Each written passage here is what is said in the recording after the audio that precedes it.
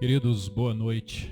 Que a graça e a paz do Senhor Jesus esteja sobre a vida desta igreja que neste momento se encontra em casa, orando, buscando a presença do Senhor. Eu quero nesta noite compartilhar com a amada igreja uma palavra que tem como título: a oração é triunfadora.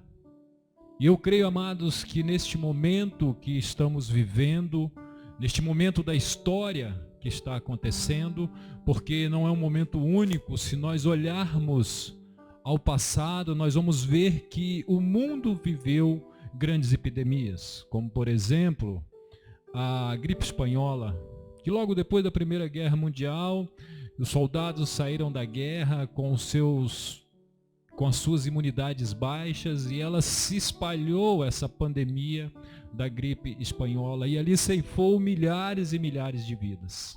Então, de tempo em tempo, eu observo que muitas vezes se abatem crises, seja ela de ordem mundial, seja ela de ordem pessoal. E eu creio que o coronavírus, ele não está atingindo só o mundo, mas está atingindo a mundos individuais. A você, a mim, a pessoas. E eu creio que nesse momento de crises, queridos, nós podemos triunfar, se for através da oração. A oração, ela é uma arma que o Senhor entregou a nós. E Jesus nos dá exemplo disto. Eu quero compartilhar com você nesta noite a palavra do Senhor que se encontra no Evangelho de Lucas, no capítulo 22, versículos de 44 a 46. Evangelho de Lucas, capítulo 22, versículos de 44 a 46, que nos diz assim, a palavra do Senhor. O verso 44 começa dizendo o seguinte: e cheio de angústia, orava mais intensamente, e o seu suor tornou-se como gotas de sangue, que caíam no chão. Depois, levantando-se da oração, aproximou-se dos seus discípulos e achou-os dormindo de tanta tristeza. E disse-lhes: por que estáis dormindo? Levantai-vos e orai para que não entreis em tentação. Queridos, quando eu olho para a palavra de Deus, esta é a terceira ocasião em que Jesus orou sozinho, à noite. E foi justamente em momentos de críticos, ou seja, momentos críticos no seu ministério. E eu entendo que este é um tempo onde nós devemos nos prostrar de joelho diante do Senhor, porque é um momento crítico, tanto na minha vida, quanto na sua vida, quanto na história da humanidade. Interessante, amados, que ali no Getsêmani, Jesus, ele faz uma oração de uma forma humilde. Ele faz humildemente a oração. Nós também vemos que a oração que Jesus faz ali é uma oração agonicamente, ou seja, ele está agonizando. Há uma agonia muito grande no seu coração. E também nós vemos uma oração perseverante e triunfantemente. E eu entendo que nesses momentos de crises, de agonia que está em nossos corações, é um momento de humildemente nós nos prostrarmos diante do Senhor e saber, queridos, que nós vamos perseverar e triunfar na oração, na presença do Pai. Precisamos compreender que Jesus é o nosso maior exemplo de oração em tempos de angústia. Está aqui diante de mim e de você o texto que lemos, que Jesus é o nosso maior exemplo de oração em tempos de angústia. Nosso primeiro grito na hora da dor, na hora da angústia, ele deveria sair em forma de oração. E quantas vezes, amados, nós perdemos a oportunidade de buscar a presença do Pai em oração? Buscamos tudo. Ouvimos notícias horrendas e muitas delas falsas. Damos ouvido a estas notícias, espalhamos notícias falsas, mesmo sem querer. sem perceber, mas nós não buscamos o Senhor em oração. E a oração deveria ser o nosso primeiro grito. E eu quero aqui pensar com você também o que diz o livro de Salmos. O livro de Salmos vai dizer, lá no Salmo 50, verso 15, vai dizer: invoca-me no dia da angústia, e eu te livrarei, e tu me glorificarás. Olha que coisa maravilhosa, queridos, que a palavra de Deus está dizendo para nós. Invoca-me. O Senhor está dizendo para mim e para você neste momento de angústia: invoca-me no dia da angústia, e eu te livrarei, e tu me glorificarás. Amados, Tiago, irmão de Jesus, também nos dá um conselho nesta noite. Está alguém entre vós sofrendo? Faça oração. Faça oração. Tiago capítulo 5, versículo 13. O Senhor não está tão longe de nós. O Senhor não está com seus ouvidos tapados para que não possa nos ouvir. O Senhor não está com as suas mãos encolhidas para que não possa estender até a mim e a você. E Jesus, queridos, ele não apenas entrou no Getsêmani, ele também ordenou aos seus discípulos que orassem e apontou a vigilância e a oração como modo de escapar da tentação. Está no versículo 40, eu quero ler com você o versículo 40, que vai dizer o seguinte, que diz assim: ali, chegando, disse-lhes: orai, para que não entreis em tentação. Orais para que não entreis em tentação. E observa, queridos, que Jesus Cristo, ele está nos dando aqui a forma correta de buscarmos o Pai, de estarmos na presença do Pai. O momento que hoje vivemos, creio eu, que nos convoca a tomarmos posição na trincheira da oração. Este momento convoca a mim, convoca a você que proclama Jesus Cristo e declara Jesus Cristo como seu único e suficiente Salvador, a você que coloca a sua confiança no Senhor. Este momento nos proclama, nos convoca a nos posicionar na trincheira da oração. Então eu quero aqui nesta noite considerar alguns aspectos especiais da oração feita pelo nosso Senhor e Redentor e Salvador Jesus Cristo, o nosso exemplo maior. Eu quero aqui destacar alguns aspectos. E em primeiro lugar, o primeiro aspecto que eu quero aqui destacar é a posição em que Jesus orou. Observe comigo o versículo 41 do capítulo 22 de Lucas, o que está dizendo. Capítulo 22, versículo 41.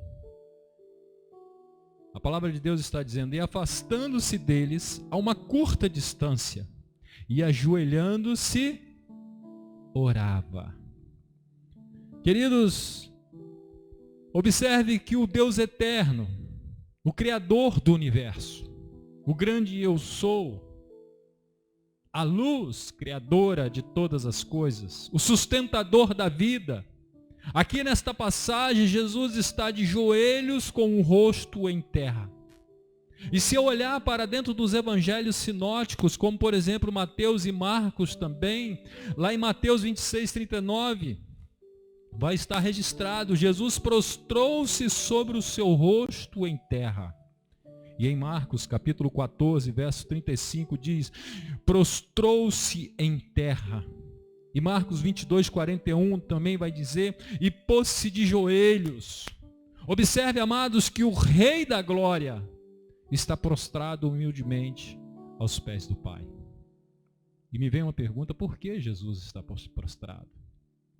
Jesus está nos mostrando, queridos, que nós nos rendemos a tantas coisas. Muitas vezes nos rendemos a homens, confiamos em homens, como vai dizer também a palavra do Senhor, uns confiam em carros, outros em cavalos, mas nós confiamos no Deus eterno, o Criador de todas as coisas. E é por isso que o Senhor nos convida a prostrarmos diante do Criador, diante do soberano. Por isso que Ele nos dá este exemplo. E amados, o Pai nos mostra como buscar a presença do Senhor. E em segundo lugar, eu quero aqui destacar a atitude com que Jesus orou. Observe o verso 42, que Jesus ele tem uma atitude na sua oração. E ele nos deixa como exemplo o verso 42, dizendo: Pai, se queres, afaste de mim este cálice, todavia não seja feita a minha vontade, mas a tua vontade. Amados, 3 coisas aqui nesse texto me chamam muito a atenção sobre a atitude de Jesus na oração. E é a atitude que eu e você deveremos ter, queridos. Precisamos ter. A primeira atitude que eu quero aqui destacar é a submissão de Jesus. O verso 42 nos mostra isso. O Jesus que aqui está fazendo este pronunciamento, ele possui 2 naturezas bem distintas. E a natureza que está aqui explícita é a natureza do homem. Aqui Jesus está vazio de toda a sua grandeza, de toda a sua glória. Ele está como eu e você. Como eu e você, como ser humano. E Jesus possui as 2 naturezas em uma só pessoa, de homem e de Deus. Mas aqui é o Jesus Cristo, o homem, que está falando. Queridos, Jesus teve uma vontade humana. É natural que eu e você tenhamos vontade humanas. Muitas vezes nos bate a vontade, por exemplo, de desistir. Muitas vezes pensamos que não há mais esperança, tudo é o fim. Nos angustiamos o coração, nos entristecemos e pensamos muitas vezes até em parar no meio do caminho. Mas ao mesmo tempo, queridos, Jesus ele nos dá o exemplo que mesmo ele tendo a vontade humana, ao mesmo tempo também Jesus tem uma vontade divina. Observe que quando Jesus orou, não faça a minha vontade. Jesus ele pretendia demonstrar que era a sua vontade humana que estava falando mais alto. Mas Jesus nos mostra, queridos, que mesmo que às vezes tudo parece no fim, nós podemos confiar no Pai. Porque saiba, amado, que o possível é para você. O impossível é para o nosso Deus. E nós precisamos lançar nas mãos do Senhor aquilo que nós não podemos. Ou seja, precisamos confiar e descansar no Senhor de fato. Observe que quando Jesus orou, não faça a minha vontade, eu quero aqui destacar mais uma vez. Jesus pretendia demonstrar para mim e para você que era a sua vontade humana. Como aqui falei, visto que Jesus, queridos, possuía carne, ossos e um corpo semelhante ao nosso. Então ele estava sujeito às opressões, às lutas, às dores, o medo. E o que tinha, queridos? Ele está dizendo, se for possível, passe de mim este cálice. E o que tinha nesse cálice que levou Jesus a fazer esse tipo de oração? O que tinha nesse cálice que levou Jesus a dizer, se for possível, Pai, passe de mim esse cálice? Aonde ele expressa ali totalmente a sua vontade humana. Preste atenção, amados. Aquele que estava ligado ao Pai, como nenhum outro já esteve. Jesus havia de passar pela sua maior prova. Ele haveria de ser abandonado por Deus como nenhum outro. O que fez Jesus pedir, se for possível, passe de mim este cálice, não foram os cravos que iria transpassar as suas mãos, os seus pés. O que fez Jesus pedir, se for possível, passe de mim este cálice, não foi o azorrague do carrasco, ou seja, o chicote que iria dilacerar a sua carne. Não seria a lança fincada ao seu lado, não seria a dor da humilhação, não seria a dor do abandono, não seria a dor da traição. Mas o que faz Jesus pedir, Pai, se for possível, passe de mim este cálice, é o abandono de Deus para com o Filho. Porque Jesus, queridos, ele toma sobre si todos os nossos pecados, todas as nossas dores, todos os nossos medos. E ele diz: se o teu fardo está pesado, lance o teu fardo sobre mim, toma o meu que é leve, é suave. Jesus, querido, nesse momento, ele estava levando sobre si todos os nossos pecados. E a palavra de Deus diz que o que nos faz distintos, os que nos leva para longe da presença de Deus, é os nossos pecados. E o meu e o seu pecado estava sendo lançado sobre Cristo naquele momento. Por isso, queridos, que Jesus, ele diz, acima de tudo, seja feita a tua vontade, ó Pai. Sabe por quê, queridos? Seja feita a minha vontade e não a tua. Foi isso que levou o primeiro Adão a cair. Seja feita a minha vontade e não a vontade do Pai, que nos leva a desistir, que nos leva a cair, porque há caminhos que ao homem parece ser bom, mas seu fim são caminhos de morte. Mas Jesus, ele fez a oração de forma contrária. Mas seja feita a tua vontade e não a minha. E sabe qual foi o resultado desta oração, queridos? Esta oração, a obediência do Filho ao Pai, abriu a porta de salvação para os pecadores caídos, assim como eu e você. Abriu a porta, queridos, ou seja, acabou com a separação entre o homem e Deus. E é por isso que Jesus, ele pode falar com uma autoridade tremenda: eu sou o caminho, a verdade e a vida, e ninguém vai ao Pai a não ser por mim. Jesus abriu a porta, porque ele disse: seja feita a tua vontade e não a minha. E o que cerrou a porta entre Deus e o homem, afastando o homem de Deus, seja feita a minha vontade e não a sua. Porque isso levou o primeiro homem a cair. E nos leva a cair. Amados, Jesus não simplesmente teve de sofrer, mas no fim também ele quis sofrer. Ele quis. Sabe por quê, queridos? Sua cruz foi a cada momento, apesar das lutas imensas que ele passou. Porque a cruz, ela já estava preparada, ela foi projetada e preparada na eternidade. Não foi um acidente a cruz. A cruz estava no coração do Pai. Porque João 3,16 vai dizer que Deus amou o mundo de tal maneira que deu o seu Filho unigênito para que todo aquele que nele creia não pereça, mas tenha a vida eterna. Oh, aleluia. Amados, uma ação sua, a ação de Jesus, foi a ação de Jesus, foi um caminho trilhado consciente. As ações de Jesus foram conscientes. Os caminhos que Jesus trilhou foram conscientes, porque estava no projeto do Pai. Estava no amor de Deus por mim e por você. Então eu creio, queridos, que não vai ser em meio a essa pandemia que vivemos que o Senhor vai nos abandonar ao acaso. Não é em meio às lutas, porque Ele nos amou a ponto de dar o seu Filho por nós. Muitas vezes estamos perecendo, porque decidimos em nosso coração não crer no Senhor, não descansar no Senhor. E eu vou mostrar para você que não foi o acaso que Jesus seguiu. João 10:17, de João capítulo 10, versos 17 a 18 vai dizer: por isso o Pai me ama, porque dou a minha vida para retomá-la. Ninguém a tira de mim, mas eu a dou espontaneamente. Tenho autoridade para dá-la e para retomá-la. Essa ordem recebi de meu Pai. Oh, aleluia. Olha essa palavra, queridos. Jesus, ele deu por amor a sua vida, por amor a mim e a você. E ele pôde retomá-la. Por isso que ele é o caminho, a verdade e a vida, e ninguém vai ao Pai a não ser por ele.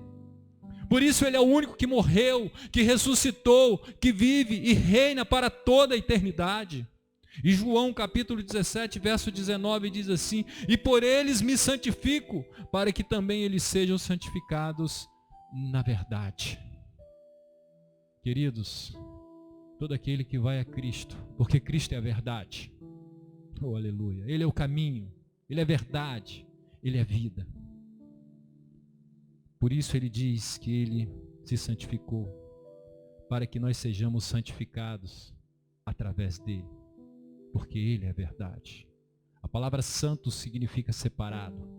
E nós somos separados, lavados, remidos em Cristo Jesus, o nosso Senhor. Jesus, queridos, foi entregue, mas também entregou a si mesmo por amor. Ele foi entregue pelo homem, por Judas, mas ele se entregou a si mesmo por amor. Foi a traição de Judas que levou Jesus para a cruz. Não, queridos, foi o amor dele por mim e por você. Gálatas 1:4 vai dizer: e se entregou a si mesmo pelos nossos pecados, para nos livrar deste mundo mau, segundo a vontade de nosso Deus e Pai. E Gálatas 2:20 vai dizer também: portanto, não sou mais eu quem vive, mas é Cristo quem vive em mim, e essa vida que vivo agora no corpo, vivo pela fé no Filho de Deus, que me amou e se entregou por mim. Aleluia. E é assim que o Senhor nos convida a viver, queridos. E agora, queridos, eu quero pensar com você na intensidade da oração de Jesus. Mateus e Marcos nos informam que Jesus orou 3 vezes. Mas Lucas, ele lança luz sobre essa oração intensa para mim e para você. Lucas, ele esclarece que a persistência de Jesus, ela era dupla. Ou seja, ele orou não apenas 3 vezes, mas ele, porém, orou de uma forma tremendamente intensa. E isso demonstra para mim e para você algo interessante, que Satanás pressionou Jesus de modo mais duro do que qualquer outro momento. E o inimigo de nossas almas, queridos, de fato ele veio para matar, roubar e destruir. O inimigo de nossas almas, ele quer destruir a sua vida. Mas eu entendo, queridos, que quando eu estou em Cristo, o meu Senhor venceu. Ele vive, ele reina para toda a eternidade. E nele eu posso descansar. Nele eu posso descansar, porque ele jamais me deixará. E é por isso que ele diz que as portas do inferno não prevalecerão contra a sua igreja. Porque a igreja de Cristo Jesus, você é igreja, eu sou igreja, nós somos a igreja em Jesus Cristo. E esta igreja, ela avança de forma resoluta, não porque ela é forte em si mesmo, porque o nosso Senhor, o nosso general, o nosso Redentor, ele venceu a morte, ele vive e reina para toda a eternidade, aleluia. Nós precisamos entender isto, amados. E em terceiro ponto, queridos, na oração de Jesus, eu quero aqui destacar a agonia de Jesus. Lembre-se que Jesus estava ali como homem, como eu e você, sujeito a dores, sujeito ao medo, angústia. E Jesus se agoniou tremendamente, queridos. Jesus não apenas foi tomado de pavor e angústia. Jesus ele não apenas disse que sua alma estava profundamente triste até a morte. Marcos 14:34 nos diz isso.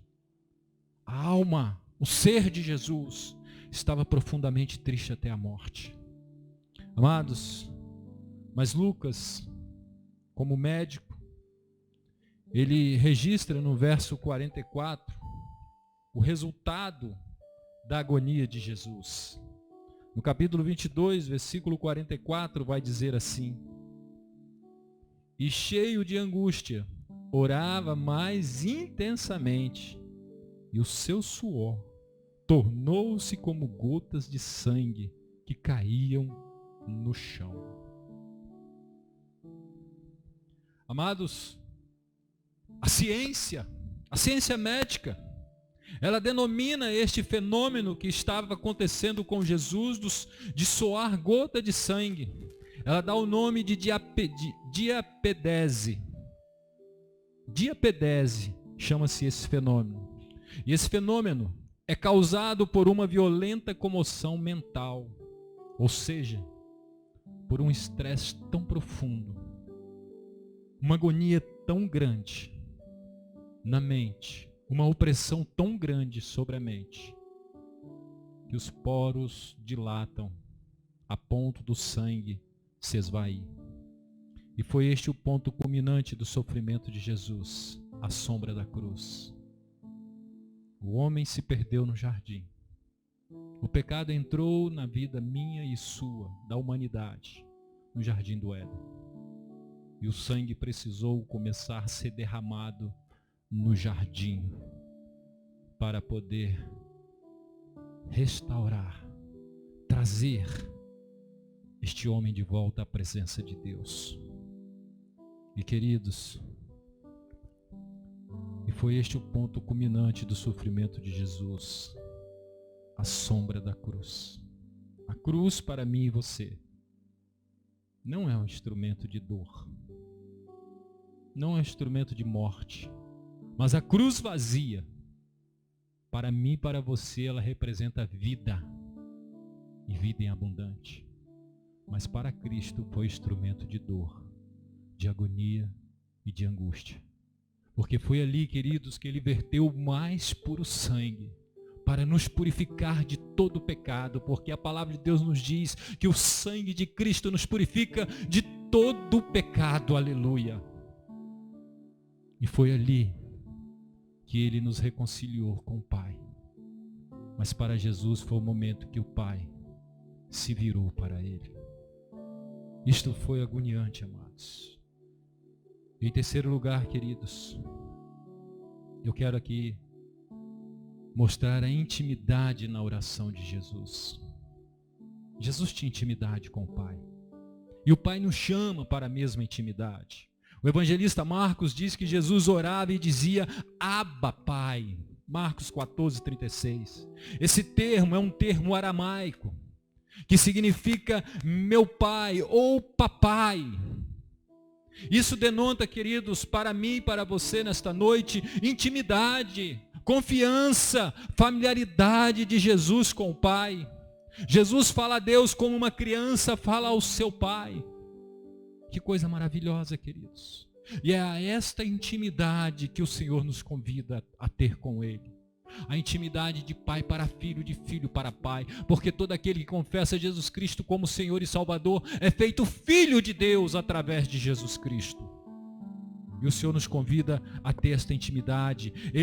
Jesus fala de uma forma confiantemente, com firmeza e ainda ao mesmo tempo reverente e obedientemente ao Pai. E é isso que o Senhor busca em todos nós, queridos. E em toda a Bíblia, amados, eu quero dizer para você que em toda a Bíblia não há um único exemplo dentro do judaísmo do uso da palavra Abba em relação a Deus. Jesus veio para poder expressar, de fato, o amor redentor do Pai através do seu Filho. Mas Jesus sempre falou com Deus desse modo em suas orações. Abba, meu papai. Eu quero dizer para você nesta noite, queridos, que você tem este livre acesso até o papai, através de Jesus Cristo, nosso Senhor. Em quarto e último lugar, queridos, eu quero falar sobre o triunfo da oração. Uma oração triunfadora que Jesus fez. Observe, queridos, que depois de orar 3 vezes, e de uma forma muito intensa, a ponto de se esvair sangue pelos poros, e pelo mesmo assunto, Jesus, ele não sai dali do Getsemane como derrotado, mas ele sai dali se apropriando da vitória. E quando nós oramos e clamamos o Pai, nós podemos se apropriar da vitória em Jesus Cristo. Nós podemos, queridos. Jesus, ele encontra paz para o seu coração. E Jesus também, ele não só encontrou a paz para o seu coração naquela oração. Ele estava pronto a enfrentar a prisão. Ele estava pronto a enfrentar os açoites. Ele estava pronto a enfrentar o escárnio. Jesus estava pronto para enfrentar a morte. Ele disse aos discípulos, basta, chegou a hora. Marcos 14:41. E ele fala de uma forma resoluta. Não há temor em suas palavras, mas há convicção de que a vitória já estava garantida. Jesus, queridos, ele levantou-se não para fugir. Não, ele não fugiu. mas para ir ao encontro da turba de soldados, sacerdotes do templo, pessoas que vinham se aproximando com Judas para poder prendê-lo, para poder maltratá-lo, para poder humilhá-lo. João capítulo 18, verso de 4 a 8 vai dizer assim: sabendo Jesus tudo o que estava para lhe acontecer, adiantou-se e perguntou: a quem procurais? Eles responderam a Jesus: o Nazareno. Jesus lhe disse: sou eu. E Judas, o traidor, também estava com eles.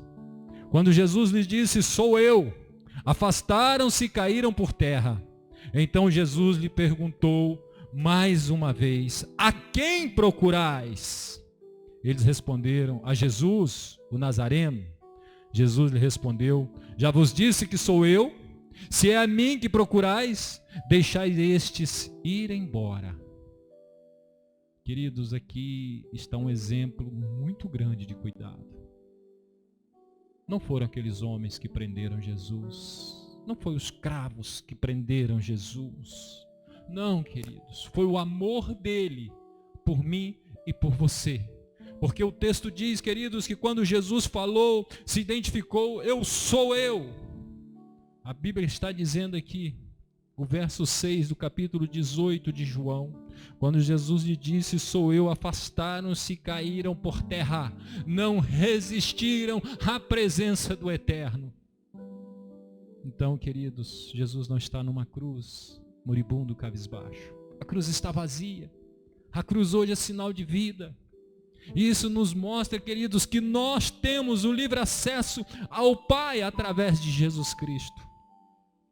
E o amor aqui é tão intenso, queridos, que Jesus diz em outras palavras: aqui estou,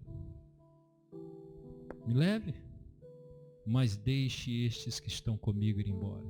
Não toque em nenhum deles, porque Jesus é aquele que cuida de nós, é aquele que cuida de mim, é aquele que cuida de você, é aquele onde nós podemos descansar. Queridos, Jesus estava preparado para o confronto. Agora Jesus não mais falara de seu sofrimento e morte, pois está concluída. Aqui começa a paixão. As mãos de Deus se retiram. Os pecadores põem as mãos em Jesus. O versículo 54 nos diz isso. E como o único que nesta noite de agonia no Getsêmani não foi vencido pela escuridão, mas ele é entregue à escuridão por amor a mim e a você, para nos livrar, para nos resgatar dessa escuridão eterna. Os discípulos de Jesus, queridos, não oraram nem vigiaram, por isso dormiram. Verso 40 e o 45 nos diz isso. O verso 40 vai dizer: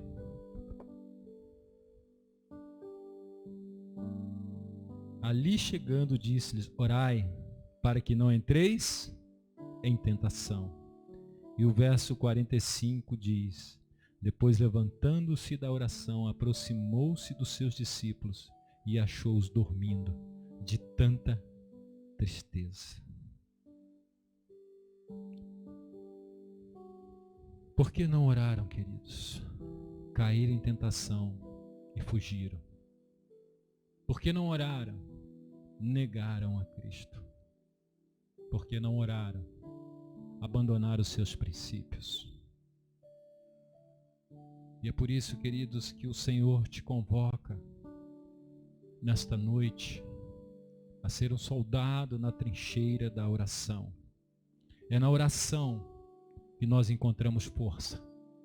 É na oração que é restaurada as nossas forças. É na oração que nós glorificamos o nome do Senhor. É na oração que há intimidade com o Pai. Sem oração, queridos, o que nos domina é a tristeza. Quantas pessoas estão nesses dias dominados pela tristeza? A tristeza da reclusão dentro dos seus lares, Pessoas que têm depressão estão potencializando este fato, porque estão só muitas vezes. Quantas pessoas nesse tempo perderam entes queridos já? Mas é na oração, queridos, que nós somos libertos. Sem oração, amados, agimos na força da carne. Tomamos decisões por nós mesmos e o nosso coração é enganoso. Enganoso é o coração do homem. É terrível, a palavra de Deus vai dizer. E João capítulo 18, versículo 10 vai dizer assim: então Simão Pedro desembainhou uma espada que trazia e feriu o servo do sumo sacerdote, cortando-lhe a orelha direita. O nome do servo era Malco. Pedro, queridos, sem oração tomou decisões precipitadas. Agiu pela sua força. E este mesmo Pedro, ele acabava de se apresentar para o martírio, um pouco antes a Jesus. Ele não possui nem mesmo a força para manter os olhos abertos. Jesus pega a orelha de Malco, cola de volta, realiza um milagre. Porque Jesus, queridos, ele não luta com a minha força e a sua força. As lutas de Jesus, por mim e por você, são lutas que ele já venceu para toda a eternidade. Amados, eu quero caminhar para o fim desta palavra. Aqueles que conhecem suas próprias fraquezas são aqueles que reconhecem a necessidade de orar e vigiar. Aqueles que reconhecem as suas próprias fraquezas são aqueles que se prostram diante dos pés do Abba Pai, do nosso Papai querido. Estes sim são fortalecidos para não cair em tentação, porque a força dele não vem dos braços, não vem de carros, de cavalos, mas a força desses provém do poder e do amor do Pai através de Jesus Cristo, nosso Senhor. Eu quero dizer para você nesta noite, amado, quando a tristeza é extrema, todo ser humano, o nosso físico, o nosso interior, pode desfalecer, a ponto de cair em um estado letárgico, de adormecimento espiritual. Mas eu quero dizer para você, meu amado, que me ouve ou que me vê, essa noite o Senhor te chama a confiar nele, a se entregar a ele, através da oração. Curve a sua cabeça agora onde você está. Feche os teus olhos. Enquanto estará sendo cantada uma música, eu quero convidar você, convidar a sua família que está junto de você agora, nesse momento de reclusão que estamos vivendo, a colocar o seu joelho por terra agora e comece a clamar o Senhor. Entregue a sua vida ao Senhor, você que ainda não tomou a decisão de confessar a Jesus Cristo como seu único e suficiente Salvador, porque Ele diz: eu sou o caminho, a verdade e a vida, e ninguém vem ao Pai a não ser por mim. Ore a Ele. Ore nesse momento. Dobra o teu joelho. Eu creio no o Senhor está contemplando o teu coração. Clame ao Senhor, ponha diante dele qual é a sua luta, qual é o seu medo, qual é a sua angústia que está batendo ao teu coração. Eu creio no poder da oração. Creia no poder da oração, queridos. Creia no nosso Senhor e Salvador Jesus Cristo, o nosso Redentor. Ele nos deixa o exemplo. Ele nos deixa o exemplo. Entregue os seus problemas ao Senhor agora. Entregue a sua vida ao Senhor. Entregue a vida da sua família ao Senhor.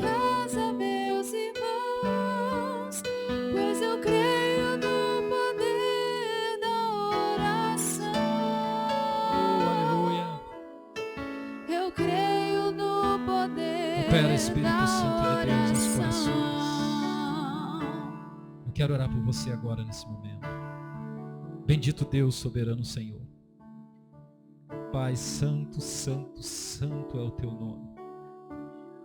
Obrigado, Senhor, pelo amor do Senhor para conosco. Obrigado, ó Pai, porque o Senhor jamais nos deixa. A tua palavra nos diz que o Senhor estará conosco todos os dias até a consumação dos séculos. E não é em meio a pandemias que o Senhor nos deixa, não, Pai. A tua palavra nos diz que praga alguma chegará à nossa tenda, porque o teu sangue está na verga da porta. Oh, aleluia. Ó Pai, contempla cada família que está em casa agora reunida. Contempla cada vida, Senhor, que aonde a minha voz está chegando.